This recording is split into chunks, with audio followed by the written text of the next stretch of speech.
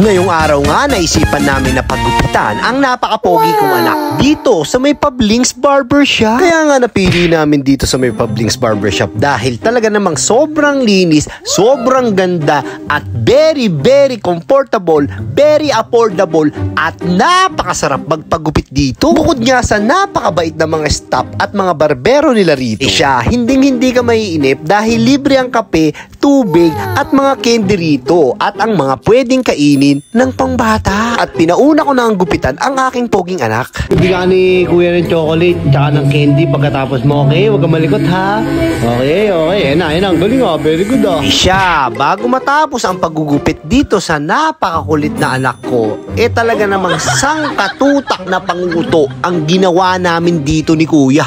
Aray ko, tingnan mo naman no. Pero napakasaya pa rin ang batang ito. Nang matanong nga ako ni kuya, boss, ano bang gupit dito sa anak mo? Sabi ko kay kuya, boss, bahala ka na. Basta paydidan mo na lang yung gilid. Gawin mo siyang mukhang binata. Ay siya, ginawa nga talaga. Sobra pa. At tanan, ito na ang resulta sa paggugupit sa aking poging anak. Aba, syempre, papakabog ba ang ama? Di magpapagupit din ako. Nang makakwentuhan ko nga si kuya, kuya, kamusta? Sabi ko, ilang taon ka na rito nagbabarbero? Sabi niya, matagal na panahon na. Pero bago siya mapunta rito, meron siyang shop. Kaya daw talaga niya gustong mapunta sa mga class na mga barbershop kasi bukod sa experience at makakakuha siya ng mga great ideas para pagdating ng panahon na siya naman ang magkaroon ng solid na barbershop, pwede niyang gawin. O diba? Ito nga pala yung pinakamasarap na part dito sa Pablings. Kumuha si kuya ng napakainit, hindi naman yung saktong-sakto lang na towel,